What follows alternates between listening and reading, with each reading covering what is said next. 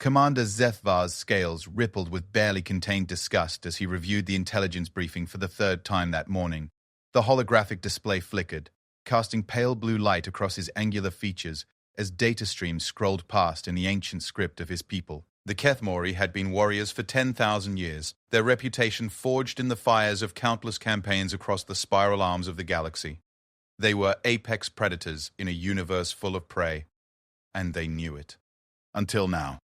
The report detailed the emergence of a new species on the galactic stage. Humans, they called themselves. Bipedal mammals from a small blue world on the rim of the galaxy, so far from the established trade routes that their discovery had been purely accidental. The initial survey teams had dismissed them as primitive, barely past their industrial age, wielding crude chemical rockets and atomic weapons. The standard recommendation had been to monitor and revisit in a few thousand years, perhaps to induct them into the coalition as a client species once they'd developed proper faster-than-light travel. That was 50 years ago. Now, human ships patrolled sectors that had been considered too dangerous for even the most hardened coalition forces. Their technology had advanced at a rate that defied every model the galaxy's greatest minds had constructed. More disturbing still were the reports of their behavior in combat, behavior that violated every principle of civilized warfare that had governed galactic conflicts for millennia. Zethvar's communication console chimed with an incoming priority transmission. The seal of the High Command materialized in the air before him, followed by the weathered face of Fleet Admiral Korithak. The Admiral's usual stoic expression was troubled, his primary eyes focused while his secondary pair darted nervously, a sign of extreme agitation in their species. "Commander?" The Admiral began without preamble. "You've reviewed the human files?" "I have, sir. Though I must confess, some of the reports seem exaggerated." Zethvar kept his tone neutral, professional. Surely no species could be as tactically unpredictable as these accounts suggest. Kortak's jaw plates shifted in what might have been a grimace. "That's what we all thought." The hegemony thought the same thing when they encountered human merchant vessels in the Kepler Nebula. They treated it as a standard shakedown, demand tribute, seize cargo, perhaps take a few slaves.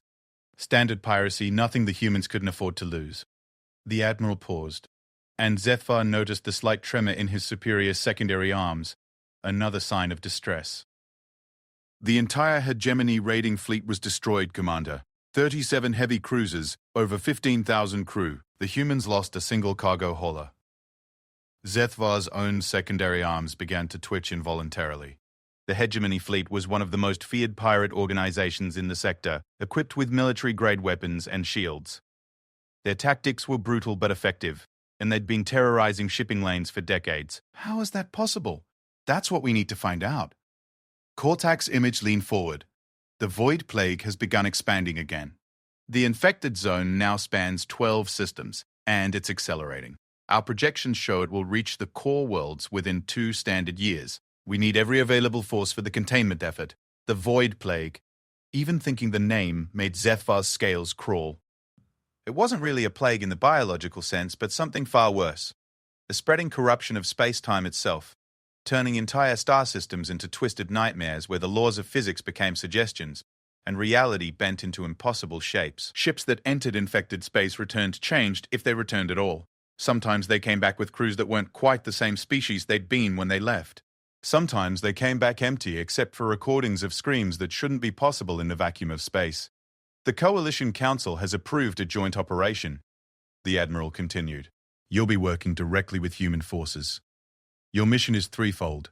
Assess their military capabilities, establish operational parameters for joint engagements, and determine if they're reported.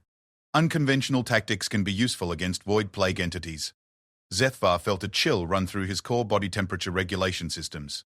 "Sir, with respect, the Kethmori have been the Coalition's primary military force for 8 centuries.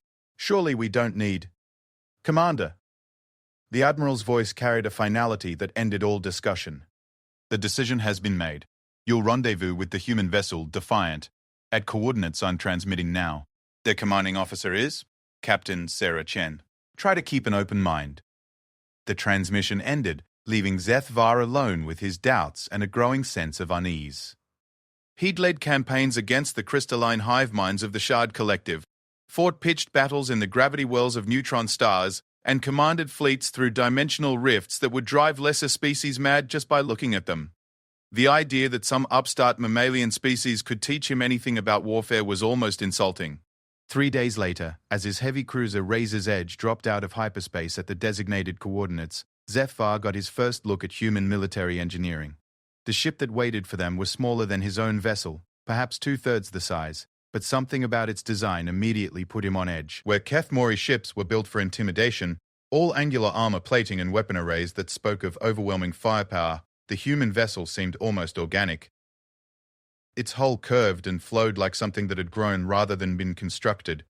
Matte black except for areas where strange patterns seemed to shift and writhe just beneath the surface. "Sir," his sensor officer called out, "I'm reading some unusual energy signatures from that ship. The hull appears to be adaptive. The molecular structure is changing even as we watch."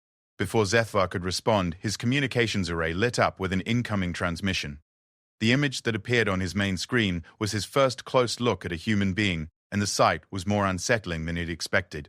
Captain Chen was smaller than him, as was typical for mammalian species, but there was something in her eyes that made Zephyr's predator instincts fire warning signals throughout his nervous system. Those eyes held depths that seemed to contain entire lifetimes of violence, tempered by an intelligence that calculated outcomes faster than his tactical computers. "Commander Zephyr," she said, and her voice carried undertones that spoke of absolute confidence. "Welcome to the Kepler Nebula. I trust your journey was uneventful?" "It was adequate," Zephyr replied, studying the human's features. Her skin was darker than the pale coloration shown in most intelligence reports, and there were small scars visible along her jawline that spoke of close combat experience. "Captain Chen, I've been ordered to observe your tactics and assess the possibility of joint operations against Void Plague incursions." Chen's mouth curved upward in what Zephyr recognized as the human expression called a smile, though something about this particular example made his combat reflexes tense. "Oh, we're going to do more than observe, Commander. We've got active plague activity in the Proxima Drift, about 6 hours from here. Nothing major, just a Class 3 manifestation with maybe a dozen infected vessels. Perfect for a training exercise." "Training exercise?" Zethvar's translator struggled with the concept. "Captain, the Void Plague represents an existential threat to all galactic civilization. This is not a matter for training." "Everything's training, Commander." Chen's smile widened, and Zephyr caught a glimpse of the sharp canine teeth that marked humans as evolved predators. "The question is whether you're learning to win or learning to lose. We'll transmit coordinates for the engagement zone. Follow our lead, try not to get in our way, and maybe you'll learn something about how humans handle impossible odds." The transmission ended before Zephyr could respond, leaving him staring at a blank screen and wondering what he'd gotten himself into. Around him, his bridge crew exchanged glances that spoke of shared uncertainty. They were among the finest warriors their species had ever produced, veterans of campaigns that spanned decades and stretched across multiple star systems.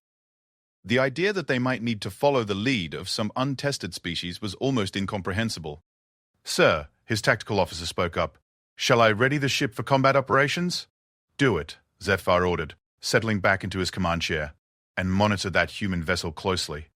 I want to know everything about how it operates." As the Razor's Edge began its journey toward the infected system, Zephyr reviewed what little intelligence they had on human combat doctrine. The reports were contradictory and often seemed to describe completely different species. Some accounts described humans as cautious and methodical, using superior technology to maintain safe distances from their enemies. Others painted them as reckless berserkers who threw themselves into impossible situations with apparent disregard for their own survival. The truth, Zephyr was beginning to suspect, was probably worse than either extreme. The Proxima Drift had once been a thriving mining system, home to 3 inhabited worlds and dozens of orbital installations. Now it existed in a state of perpetual twilight, its star dimmed by clouds of exotic matter that shouldn't exist according to any known physics. As they approached the system's edge, Zephyr watched his instruments struggle to make sense of readings that defied rational interpretation. "Contact," his sensor officer announced. "Multiple vessels bearing... I'm sorry, sir, they don't appear to have consistent bearings. The space around them is fluctuating." On the main display, Zephyr could see the infected ships. They had once been coalition vessels, a mix of cargo haulers and escort frigates, but the Void Plague had transformed them into something that hurt to look at directly. Their hulls rippled with patterns that suggested movement in directions that didn't exist, and energy discharges flickered around them in colors that had no names. Human vessel is moving to engage, the tactical officer reported. They're heading directly toward the center of the infected formation. No evasive maneuvers, no attempt to maintain distance. Zethvar watched in growing amazement as the Defiant accelerated toward the plague ships at a speed that would have been suicidal for any other vessel. The infected ships began firing immediately, unleashing weapons that tore holes in space-time itself. But the human ships seemed to dance between the attacks with an agility that shouldn't have been possible for something its size. "They're opening fire," the tactical officer continued, and Zethvar could hear the disbelief in his subordinate's voice. "Sir, their weapons, I've never seen anything like this. The human ship's attack wasn't the clean lance of energy or projectile weapons that dominated modern warfare. Instead, it unleashed something that looked almost organic. Streams of what appeared to be living darkness that writhed through space toward their targets. When the dark streams struck the infected vessels, the results were immediate and terrifying. The plague corruption didn't just dissipate. It was consumed, devoured by something that seemed to hunger for the exotic energies that powered the infection. Within minutes, half the infected fleet was simply gone, leaving only expanding clouds of normal matter where twisted nightmares had been moments before. "Commander," his communications officer called out, "the humans are requesting that we engage the remaining vessels. They say they want to see what we can do." Zethvar stared at the tactical display, trying to process what he'd just witnessed. The human vessel had destroyed 6 plague ships with an ease that made decades of coalition research and military doctrine look like primitive fumbling. More disturbing still was the casual confidence in Captain Chen's request, as if engaging reality-warping monstrosities was just another day's work. "Take us in," he ordered, his voice steadier than he felt. "All weapons ready. Let's show these humans what Kethmari warriors can do." As the Razor's Edge accelerated toward the remaining infected vessels, Zethvar felt the familiar rush of pre-combat adrenaline flooding his system. This was what he'd trained for, what his people had perfected over millennia. They were warriors, predators, the apex of military evolution. The first plague ship they engaged nearly destroyed them in the opening seconds of combat. Its weapons punched through their shields like they were made of paper, and only desperate maneuvering kept them from being vaporized entirely. The infected vessel moved in ways that violated basic physics, attacking from angles that shouldn't exist while reality bent and twisted around its hull. It took everything they had: full weapon arrays, emergency power to shields, and tactical maneuvers that pushed their ship to its operational limits, to destroy a single target. By the time the engagement was over, the Razor's Edge was badly damaged, her crew exhausted, and her weapons systems operating at barely 60% efficiency. The humans had destroyed the remaining 5 ships while Zethvar's crew was struggling with their single target. As damage control teams raced through the corridors of his wounded vessel, Zethvar stared at the tactical readouts and tried to understand what he'd just experienced. The Kethmari were supposedly the finest warriors in the galaxy, bred and trained for combat across multiple generations. They had technology that other species could only dream of, tactics refined through centuries of successful campaigns, and they had just been outclassed so thoroughly that it redefined his understanding of what warfare could be. His communication console chimed with another transmission from Captain Chen. The human's expression was neutral, professional, but there was something in her eyes that might have been sympathy.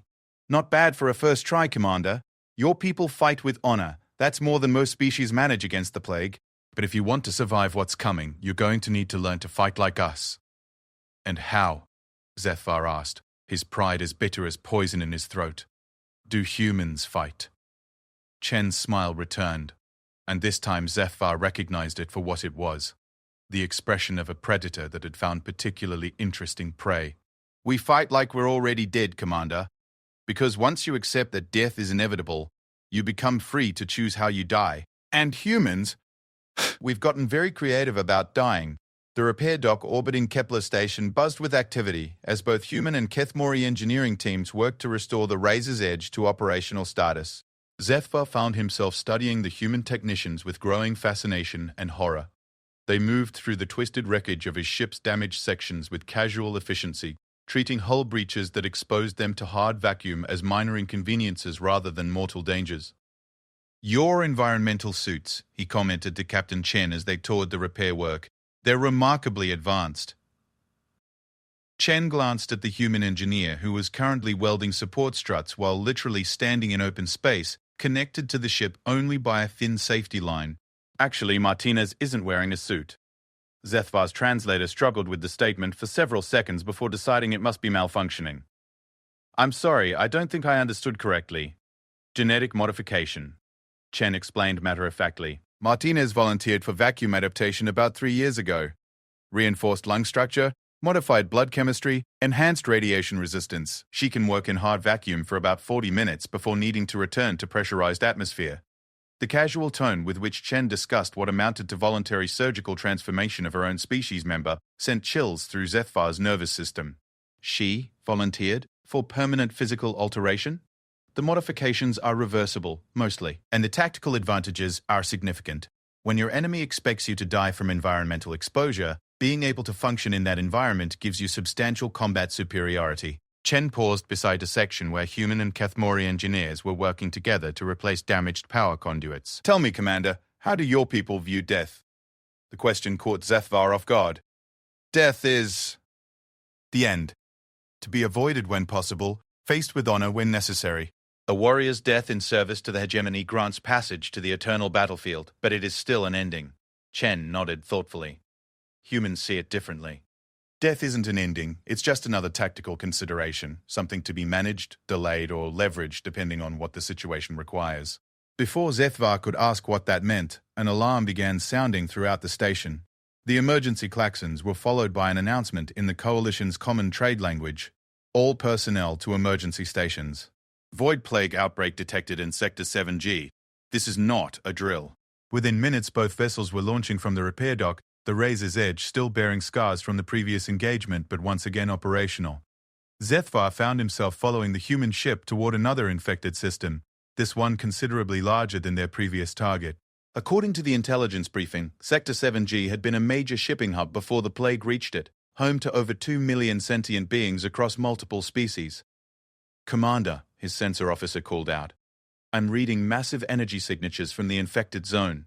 This is significantly larger than our previous engagement. Class 7 manifestation, minimum. We should request reinforcements. On the main display, the infected system writhed with malevolent energy. What had once been a bustling trade nexus now existed in a state of constant flux, its planets and stations twisted into impossible geometries that hurt to perceive directly. Dozens of ships moved through the corrupted space, but they were no longer recognizable as the vessels they had once been. The human ship is requesting communication, his officer announced. Captain Chen's image appeared on the screen, and Zethvar was struck by how calm she appeared despite the magnitude of the threat they were approaching. Commander, we've got a situation. Long-range sensors indicate there are still survivors in the system. A Coalition research station that's managed to maintain some kind of shielding against the plague corruption. But they won't last long. Captain, with respect, this manifestation is far beyond anything we're equipped to handle. We need to call for fleet support. By the time fleet support arrives, those people will be dead or worse. Chen's expression didn't change, but something in her voice suggested that worse was a very literal possibility. We're going in now. Question is, are you coming with us or staying here? Zethvar stared at the tactical display, running calculations through his head. A Class 7 plague manifestation required a minimum of 15 heavy cruisers and supporting vessels to contain safely. Going in with just 2 ships was beyond reckless. It was suicidal. We'll follow your lead, he heard himself saying, and wondered when his tactical judgment had become subordinate to whatever strange compulsion drove these humans forward. The journey into the infected system was a descent into madness. Reality became increasingly negotiable the deeper they penetrated, with fundamental forces like gravity and electromagnetism behaving according to rules that shifted without warning. Zethvar watched his instruments register impossible readings, negative mass, time dilation fields that ran backward, energy signatures that his computer systems flatly refused to process. The human ship moved through the chaos with unsettling confidence, following navigation routes that shouldn't have existed through space that defied mapping. Somehow, Captain Chen's crew seemed to understand the twisted geography of the infected zone, treating impossible physics like minor navigation hazards. Sir, his science officer reported, the humans are doing something to their ship. The hull is changing. Zethvar watched in amazement as the Defiant's external structure began to shift and flow. The sleek curves became more angular, and the adapted material of its hull took on patterns that reminded him uncomfortably of the infected ships they'd fought before. Energy readings from the human vessels spiked dramatically, but instead of the chaotic signatures associated with plague corruption, these readings showed a terrible kind of order. They're adapting to the infected environment, he realized aloud. Their ship is becoming compatible with corrupted space-time. His tactical officer looked up from his console with an expression of barely controlled terror. Sir, if they can do that, what exactly are humans? Before Zethvar could answer, they encountered the first wave of infected defenders. These had once been coalition patrol ships, but the plague had transformed them into something that challenged the definition of ship entirely. They moved through space like living things, their hulls rippling with organic motion, while weapons that shouldn't exist according to any known physics lashed out at the approaching vessels. The Razor's Edge immediately found itself in desperate trouble. Their shields, designed to deflect conventional energy weapons and projectiles, provided almost no protection against attacks that ignored normal space-time. Plague weapons struck them directly through their defensive barriers, causing damage that their automated systems couldn't even properly assess. Meanwhile, the human ship had become something else entirely. Its adaptive hull now resembled the infected vessels more than any normal spacecraft, and when it fired its weapons, the results were spectacular and terrifying. Instead of the dark streams they'd used before, the Defiant now unleashed attacks that seemed to tear holes in reality itself, creating temporary rifts through which impossible energies poured forth. But it was the humans' tactics that truly impressed and horrified Zethvar. When conventional weapons proved insufficient, they simply rammed their ship directly into the largest infected vessel, their adaptive hull merging temporarily with their target before separating again, leaving the enemy ship dead and lifeless. They're using their own vessel as a weapon, Zethvar breathed, watching the tactical display with a mixture of admiration and revulsion. They're literally attacking with their ship. Sir, his communications officer interrupted. Captain Chen is hailing us.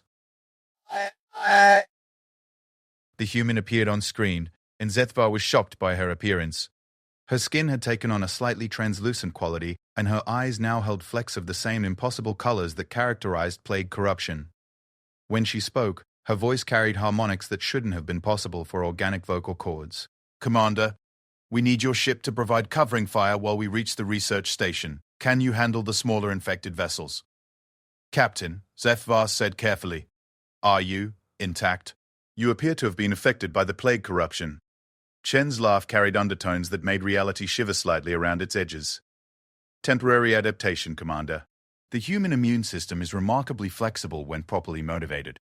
We'll be back to normal once we're out of the infected zone. The casualness with which she discussed allowing herself to be partially corrupted by forces that drove other species insane was perhaps the most terrifying thing Zethvar had witnessed yet.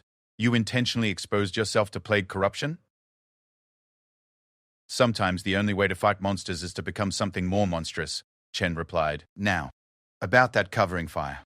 The next hour was the longest of Zethvar's military career. While the human ship pressed deeper into the infected system, his crew fought a running battle against dozens of corrupted vessels.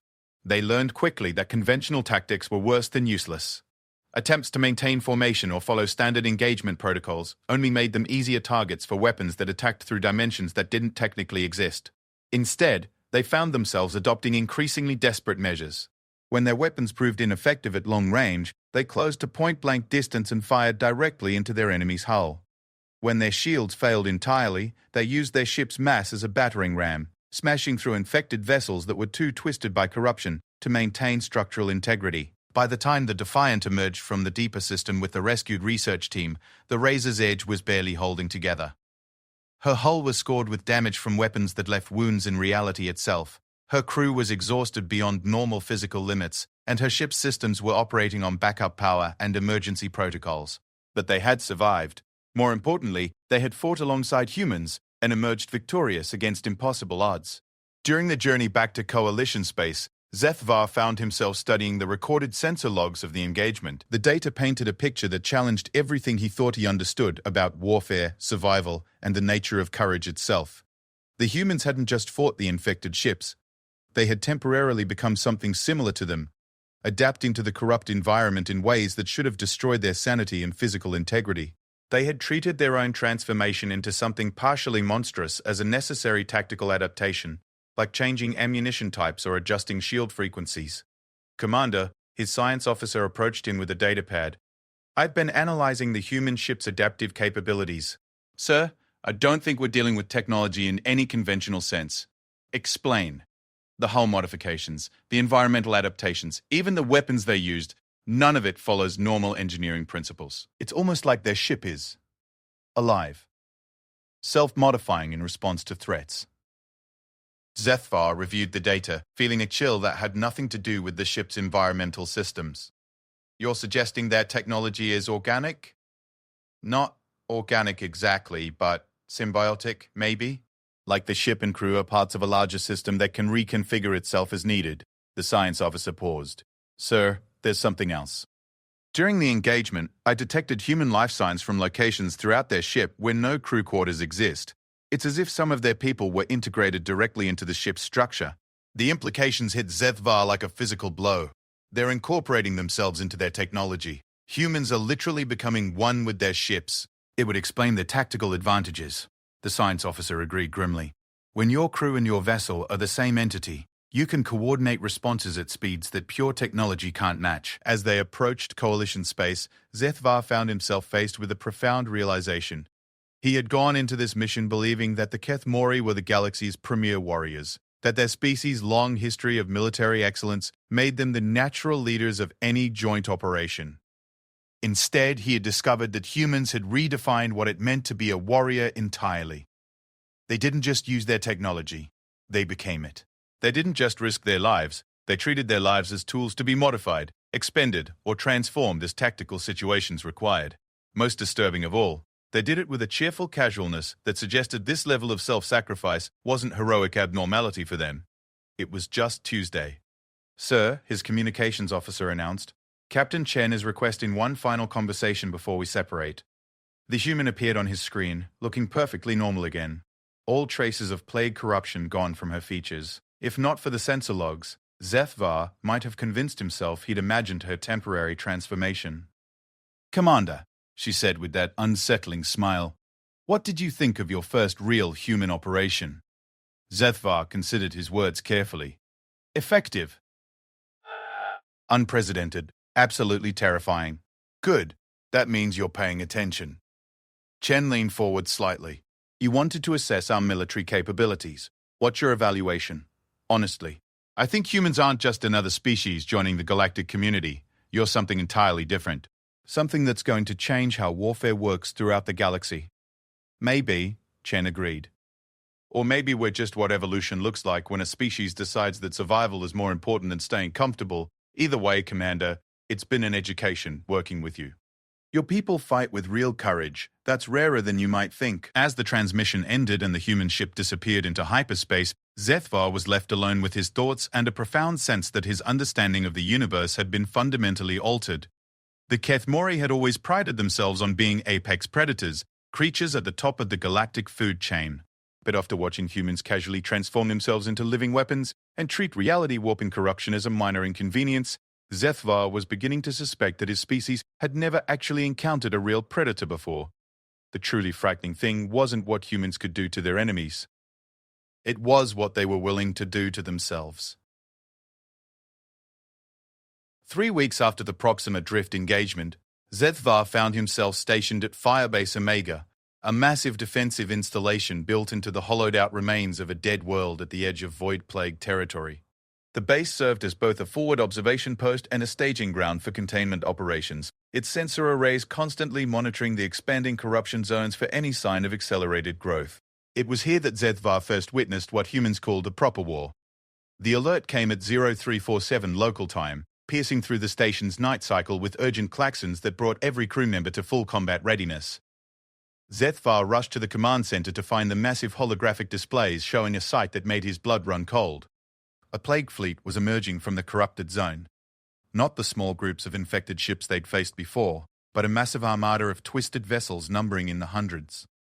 At their center was something that barely qualified as a ship at all, a writhing mass of corrupted matter the size of a small moon, pulsing with energies that bent space around it in visible distortions. Classification Omega Level Manifestation, the station's AI announced in its emotionless voice. Estimated threat level, civilization ending. All personnel prepare for evacuation protocols. Commander Harrison, the human officer in charge of Firebase Omega, stood calmly reviewing tactical displays while his staff rushed around him in controlled panic. Unlike Captain Chen's casual confidence, Harrison projected an aura of grim determination that reminded Zethvar uncomfortably of soldiers preparing for a last stand. "Commander." Harrison addressed Zethvar without looking away from the displays. "I'm going to need your ship and crew for what comes next. Question is, are you willing to follow human tactical doctrine, even when it goes against everything your training tells you?" Zethvar studied the approaching fleet, running calculations through his tactical computers. The numbers were impossible. Even with the entire Firebase Omega defensive grid at full power, they were outnumbered nearly 50-1. "What exactly are you proposing?" "Strategic retreat for most of our forces, fighting withdrawal to the secondary defensive line, and a volunteer suicide mission to slow down that command vessel long enough for the evacuation to complete." Harrison finally turned to look at Zethvar directly. "Standard human doctrine when facing overwhelming odds. You're talking about deliberately sacrificing ships and crew," Zethvar said, his translator struggling with concepts that had no direct equivalent in Keth Mori military philosophy. "Your people volunteer for certain death?" "Every time," Harrison replied with matter-of-fact certainty. "The question isn't whether humans will die. The question is whether their deaths accomplish something worthwhile. In this case, buying time for 3 million civilians to evacuate from the outer colonies." The next hour unfolded like a carefully choreographed dance of destruction. As the main coalition fleet withdrew to secondary positions, a small group of human vessels moved forward to engage the impossible odds approaching them. Zethvar watched the tactical displays in growing amazement as fewer than 20 human ships charged directly toward a fleet that could have eliminated most planetary defense forces. What followed wasn't really a battle in any conventional sense. It was a systematic demonstration of how humans had redefined warfare itself. The lead human vessels didn't attempt to win through superior firepower or tactical maneuvering. Instead, they began transforming themselves into weapons. Ships merged with each other, creating larger composite entities that bore only passing resemblance to their original forms. Crew members voluntarily integrated themselves into their ship's systems, becoming living components in weapons that operated on principles no other species had even conceived. "They're turning themselves into bombs," Zethvar whispered, watching as one human cruiser reconfigured its entire structure around what appeared to be an experimental fusion device. "They're literally making their ships into single-use weapons." "Worse than that," his science officer replied, monitoring energy readings that defied analysis. "They're not just making bombs. They're making bombs that can learn." Those weapons are adapting in real time to counter whatever defenses they encounter.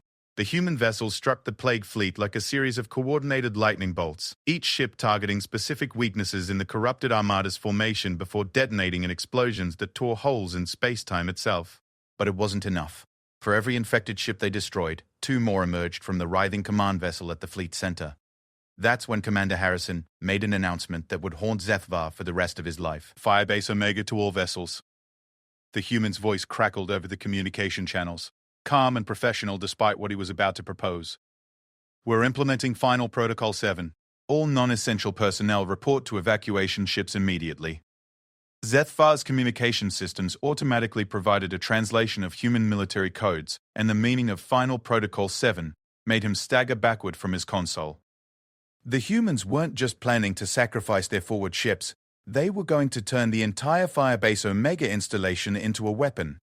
"Commander Harrison," Zethvar called out over the communication channel, "surely you don't mean to—" "The base's power core can be overloaded to create a dimensional rift," Harrison replied, his tone as casual as if he were discussing routine maintenance. "If we time it correctly, we can drag that command vessel into unstable spacetime and collapse the entire Plague Fleet's command structure.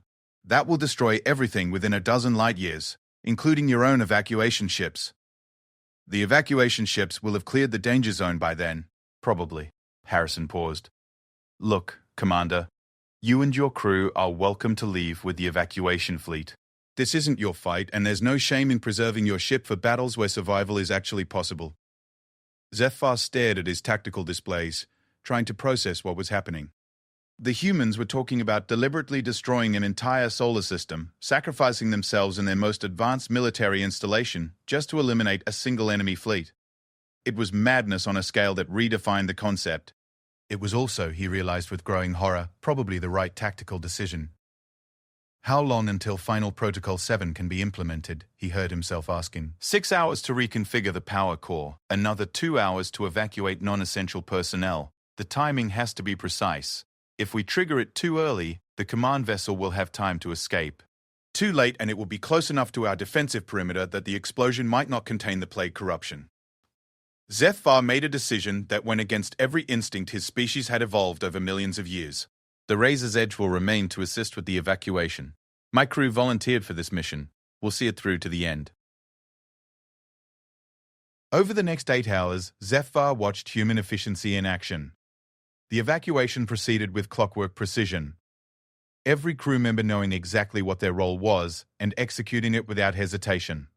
Civilian transports departed the system in carefully coordinated waves, protected by escort vessels that peeled off from the main defensive force at predetermined intervals. What struck Zethvar most was how normal it all seemed to the humans involved. They weren't treating this as a desperate last stand or a heroic sacrifice. They were approaching it like any other military operation, just one where the expected survival rate happened to be 0. Commander, one of Harrison's staff officers, approached them during a brief lull in the evacuation. We've got the power core reconfiguration nearly complete. Final wave of civilian transports will clear the system in 3 hours. Harrison nodded calmly. And the command vessel's approach vector? Still on schedule. It'll reach optimal targeting distance in approximately 4 hours 15 minutes. Zethvar listened to this exchange with growing amazement. The humans were discussing the timing of their own deaths with the same professional detachment they might use to plan a training exercise. Commander Harrison, he said, may I ask you something? Of course. Your people, how do they accept this so easily? My crew is terrified, and they're not even staying for the final phase. How do humans face certain death with such calm? Harrison considered the question for a long moment. I think it's because we learned early in our history that death is often the only currency that can purchase the things that really matter. Survival of your family, protection of your values, continuation of your species. Sometimes these things cost more than any individual life can afford. He gestured toward the tactical displays showing the evacuation fleet. Every person on those ships will live because we chose to die. Their children will grow up in a universe where this particular threat no longer exists. That's not a trade any sane person would want to make, but it's a trade most humans will make if the alternative is worse. As the final evacuation ships departed the system, Firebase Omega's crew began the last phase of their operation.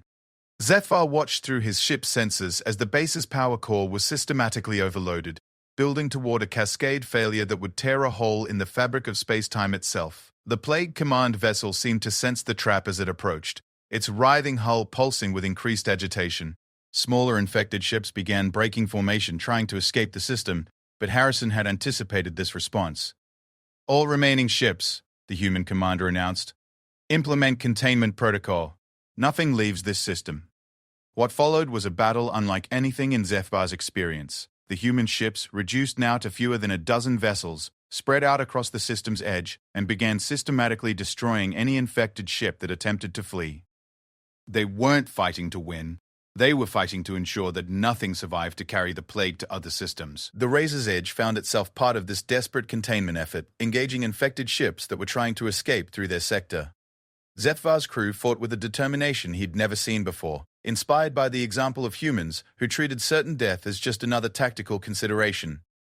When the power core finally reached critical cascade, the explosion was visible from 3 star systems away: Firebase Omega, the approaching plague fleet, and everything else within 12 light-years of the detonation point simply ceased to exist, replaced by an expanding sphere of twisted space-time that gradually collapsed back into normal vacuum.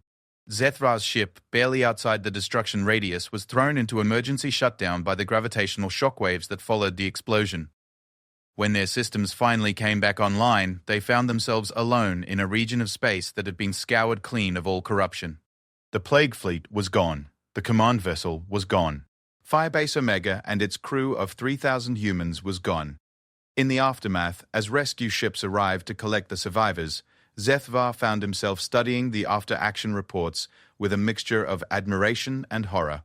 The humans had eliminated an Omega-level threat that could have consumed entire star systems, saved 3 million civilian lives, and prevented the plague from expanding into the galaxy's core regions. The cost had been complete destruction of their most advanced military installation and the voluntary death of everyone who had remained behind to implement Final Protocol 7. To human military planners reviewing the operation, it was classified as a tactical victory with acceptable losses. Zethvar spent the following weeks trying to understand what he'd witnessed. The humans hadn't just fought bravely, They had redefined courage itself, treating self-sacrifice not as heroic abnormality, but as routine tactical doctrine. They had looked at an impossible situation and responded by making themselves into the solution, regardless of what that cost them personally. Most disturbing of all, they had done it with a calm professionalism that suggested this wasn't unusual for them. To humans, apparently, trading individual lives for strategic objectives was just part of military planning. When Zethvar finally submitted his assessment report to Kethmori High Command, he struggled to find words that could adequately convey what he'd learned.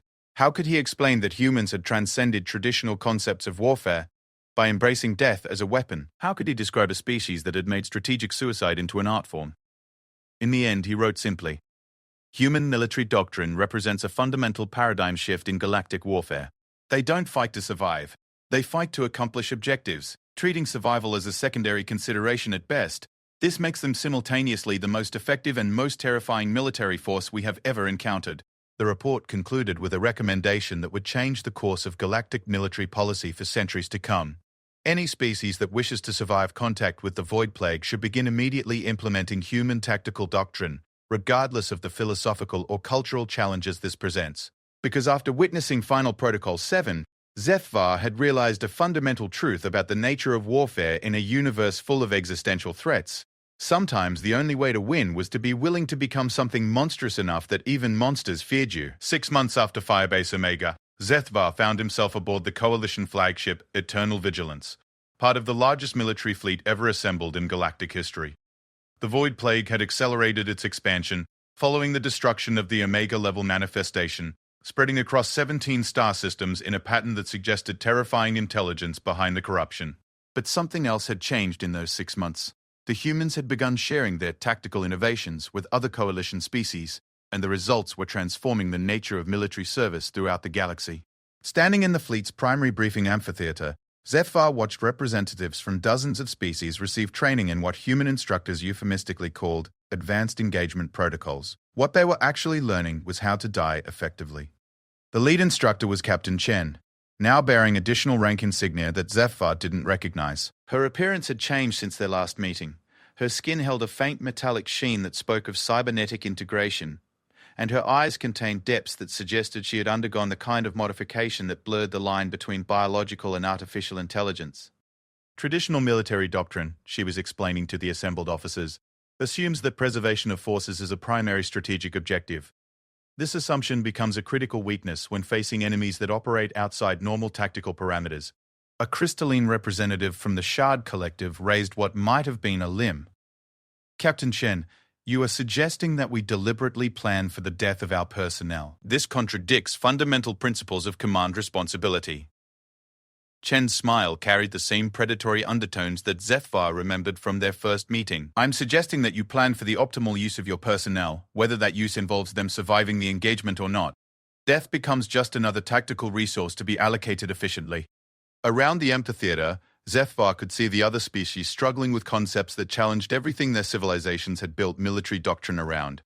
The idea of treating individual lives as consumable resources was fundamentally alien to cultures that had developed warfare as a means of territorial expansion or resource acquisition.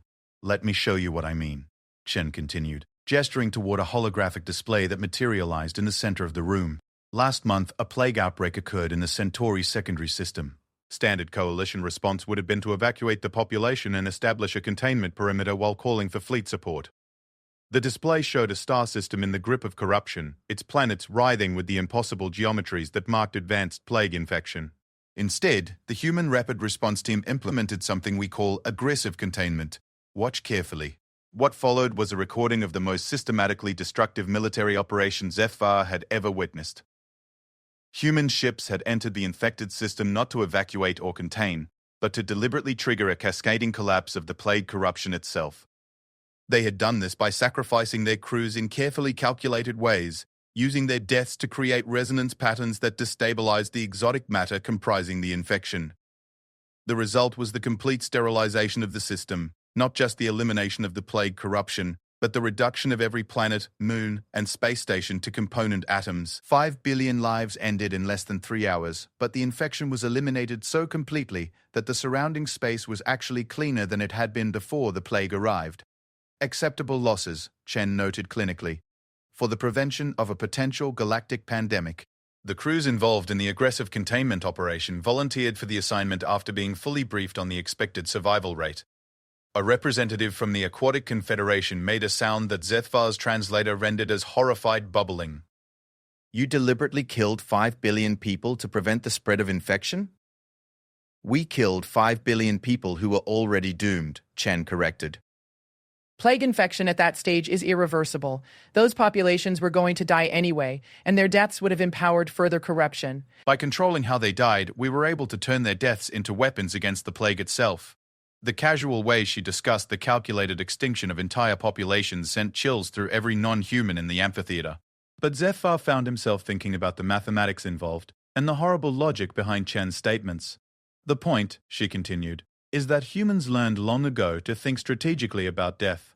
We plan for it, we optimize it, and when necessary, we weaponize it. This gives us tactical advantages that enemy forces rarely anticipate. Over the following weeks, as the fleet prepared for what intelligence suggested would be the largest plague manifestation ever encountered, Zethvar watched other species attempt to implement human tactical doctrine.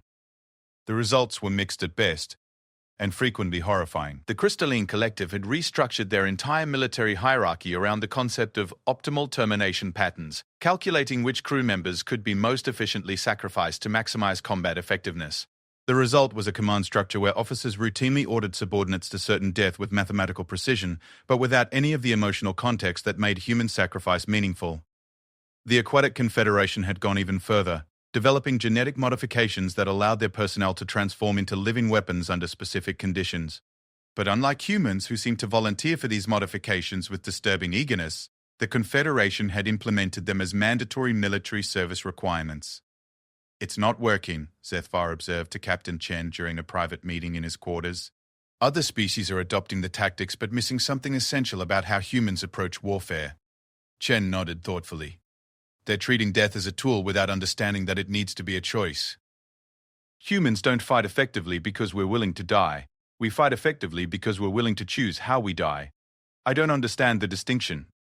Look, Chen said, activating a small holographic projector that showed tactical readouts from recent engagements. When a human volunteers for a suicide mission, they're not just accepting death. They're taking control of their death. They're choosing to make their ending meaningful, to ensure that their last act accomplishes something that justifies the price they're paying. The display showed crew records from the Firebase Omega operation, and Zethvar was struck by something he hadn't noticed before. Every human who had remained behind for Final Protocol 7 had submitted personal messages explaining their decision, not to their families or military command, but to the people whose lives their deaths would save. They knew exactly what their sacrifice would accomplish, Chen continued, not in abstract strategic terms, but in concrete human terms. Which specific families would survive, which children would grow up, which colonies would continue to exist. That's what gives their deaths meaning, and meaning is what transforms suicide into effective tactics. Other species are trying to calculate optimal death patterns, Zethvar realized, but they're not giving their personnel the context to understand why their deaths matter. Exactly. You can't just order someone to die effectively. They have to understand what their death purchases, and they have to decide for themselves that the price is worth paying. The conversation was interrupted by general quarters alarms throughout the fleet. Intelligence had detected the emergence of something unprecedented from the deepest plague-infected regions, a manifestation so massive that it defied classification entirely. In the fleet's command center, Zethvar joined hundreds of other officers in staring at tactical displays that showed an approaching horror beyond anything they had prepared for. The thing emerging from corrupted space was less a ship than a living cancer of reality itself, a writhing mass of impossible geometry that stretched across multiple light-years. Its mere presence was causing space-time distortions that made nearby stars flicker and dim. Estimated threat classification, the fleet's AI announced, exceeds all established parameters. Designation, extinction event. Fleet Admiral Kortak's voice carried across the command center with forced calm. All ships prepare for emergency evacuation protocols. This manifestation exceeds our ability to contain. Negative. Captain Chen's voice cut through the planned retreat orders. The human fleet requests permission to implement Strategic Protocol 1. Zethvar felt his blood freeze. He had never heard of Strategic Protocol 1, but given what he'd learned about human tactical doctrine, he could guess what it involved. Captain Chen, Admiral Kortak replied carefully. What exactly does Strategic Protocol 1 entail? Complete fleet conversion to expendable weapons platforms, Admiral. Every human ship and crew member volunteers for terminal deployment against the target. Estimated probability of manifestation elimination, 73%. The command center fell silent except for the hum of electronic systems. Strategic Protocol 1 wasn't just a suicide mission. It was the voluntary extinction of the entire human space navy. Captain, Admiral Kortak said slowly, you're talking about the death of every human military vessel in this fleet. That's over 200 ships and nearly 500,000 personnel. Yes, sir. We've run the calculations. Standard containment protocols have less than a 5% chance of success against a manifestation of this magnitude. Strategic Protocol 1 offers the only viable solution. Zethvar watched the tactical displays showing the approaching corruption and realized that Chen was probably right. The thing bearing down on them was beyond anything the galaxy had faced before. A concentration of plague corruption that could potentially consume entire galactic arms if left unchecked. What do you need from the rest of the fleet? Admiral Kortak asked. And Zethvar could hear the weight of command in his voice, the terrible responsibility of accepting an offer of mass sacrifice. Evacuation support for non-essential personnel and coordination for refugee fleet operations. After Strategic Protocol 1 is implemented, the human space navy will no longer exist. The Coalition will need to handle long-term security operations without us. Over the next 12 hours, Zethvar witnessed the most systematic preparation for military extinction ever conducted. Human ships throughout the fleet began reconfiguring themselves from vessels designed to project power into bombs designed to unmake reality itself. Crew members volunteered for integration into their ship's weapons systems, becoming living components and devices that would operate for approximately 17 minutes before consuming everything within several light years. What struck Zethvar most was the attitude of the humans involved. They weren't approaching this as a tragic necessity or a heroic last stand. They were treating it as the logical culmination of everything their military had been designed to accomplish. The ultimate expression of their willingness to pay any price necessary to protect the galaxy from extinction. Commander Zethvar, Captain Chen approached him as he observed the preparations from the observation deck of the Eternal Vigilance. I wanted to thank you. Thank me? For what? For understanding. Most species look at what we're about to do and see madness or monstrosity. You see tactical necessity. Chen paused, gazing out at the human ships that were transforming themselves into civilization-ending weapons. That's rarer than you might think.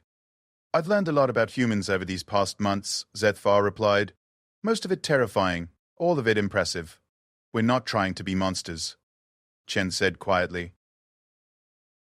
We're just trying to be effective. Sometimes those become the same thing. As the human fleet moved toward their final engagement, Zethvar found himself struggling with a realization that challenged everything he had believed about the nature of courage and heroism. The humans weren't brave because they faced death without fear. They were brave because they had transformed fear into a weapon, death into a tool, and sacrifice into a strategic doctrine that made them the most dangerous military force the galaxy had ever produced. In less than 24 hours, he would learn whether that was enough to save galactic civilization itself.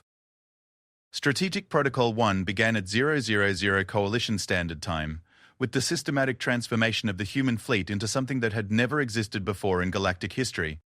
A military force designed from the ground up to achieve victory through its own complete annihilation. Zethvar watched from the bridge of the Eternal Vigilance as 200 human vessels reconfigured themselves in preparation for what their crews simply called the last mission. Ships that had been designed to project force across star systems were being rebuilt into single-use weapons that would operate for exactly 17 minutes and 43 seconds before consuming everything within a 3 light-year radius. Human fleet reports ready for Strategic Protocol 1 implementation, the communications officer announced. They're requesting final confirmation from Coalition Command. Fleet Admiral Kortak stood silently for nearly a full minute, staring at tactical displays that showed the approaching extinction event manifestation. The thing that emerged from corrupted space defied every attempt at classification. A writhing mass of impossible geometry that stretched across multiple star systems, its mere presence causing nearby stars to flicker and die. Confirmed, the Admiral finally said. All Coalition vessels withdraw to minimum safe distance. Human fleet is cleared for Strategic Protocol 1. What followed was the most precisely coordinated extinction event in recorded history. The human ships moved toward the manifestation in perfect formation, their hulls flowing and shifting as adaptive technology reconfigured every component into optimal weapons configurations. But it wasn't just their technology that was changing. Through his ship's enhanced sensors, HFY could detect massive alterations in human crew configurations as well. "Sir," his science officer reported, "I'm reading unprecedented integration patterns from the human vessels. It appears that crews are voluntarily merging with their ship systems at the quantum level. They're becoming part of their weapons," HFY realized. Not just operating them, literally becoming them. On the main tactical display, individual human ships began to lose their distinct signatures as their crews integrated fully into vessel operations. 200 separate ships gradually became 200 unified weapon systems, each one controlled by what had once been hundreds of individual humans, but was now something entirely different. Captain Chen's final transmission came through on a channel that shouldn't have been able to carry her voice. The quantum integration process should have made individual communication impossible. Yet somehow, her words reached every ship in the Coalition fleet. To all Coalition forces, her voice carried harmonics that spoke of fundamental changes in the speaker's nature. What you're about to witness represents the ultimate expression of human military doctrine. We're not dying for abstract principles or strategic objectives. We're choosing to become something that can protect what we value most. The human fleet struck the extinction event manifestation like a series of coordinated lightning bolts, each vessel targeting specific weaknesses in the corrupted space-time that comprised their enemy. But instead of conventional weapons, they were firing pieces of themselves, quantum-level fragments of human consciousness that had been weaponized into tools capable of unmaking reality itself. The effect was immediate and spectacular. Where human weapons struck the manifestation, the plague corruption didn't just dissipate. It was actively consumed by something that hungered for the exotic energies that powered the infection. The humans had apparently learned to create weapons that fed on the very forces that made the Void Plague possible. "They're not just destroying it," HFY breathed, watching the tactical display with growing amazement. "They're digesting it, converting plague corruption into normal matter." But the cost was evident with each passing second. Human ships that fired their quantum weapons immediately began breaking apart at the molecular level, their crew's consciousness dispersing into space as the energy requirements for their attacks literally consumed their physical existence. Within minutes, half the human fleet was gone, not destroyed in conventional terms, but transformed into something that existed between matter and energy, their sacrifice creating weapons that could unmake reality itself. And it was working. The extinction event manifestation, which had seemed unstoppable just hours before, was visibly shrinking as human weapons devoured its corrupt essence. Each human death created resonance patterns that destabilized larger portions of the infection, turning the manifestation's own size against it. 17 minutes remaining, the fleet's AI announced, counting down to the final phase of Strategic Protocol 1. During those final minutes, HFY witnessed something that would reshape his understanding of courage, sacrifice, and what it truly meant to be a warrior. The remaining human ships began combining their quantum signatures, their crew's consciousness merging into larger collective entities that could wield increasingly powerful weapons against their reality-consuming enemy. Individual humans were becoming something greater than the sum of their parts, not through technology alone, but through a deliberate choice to surrender their individual existence for the sake of creating something capable of protecting everything they valued. In the final 60 seconds, the last 10 human vessels merged into a single entity that barely qualified as a ship in any conventional sense.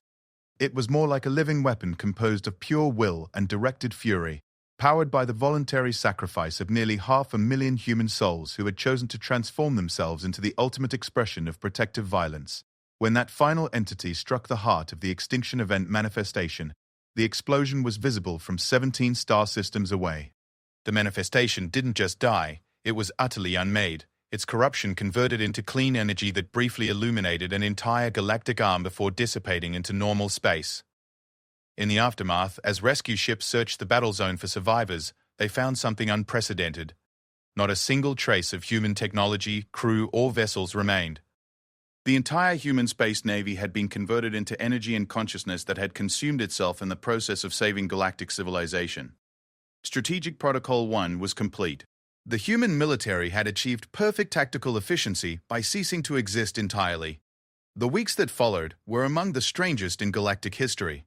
With the Void Plague manifestation eliminated and its source apparently destroyed, the universe began to return to something resembling normalcy.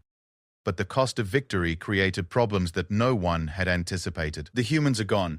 Admiral Kortak explained during a Coalition Council session that Zethvar attended as a military advisor. Not just their navy, their entire military infrastructure was integrated into Strategic Protocol 1. Their homeworlds are defended by nothing more sophisticated than orbital platforms and automated systems. The political implications were staggering.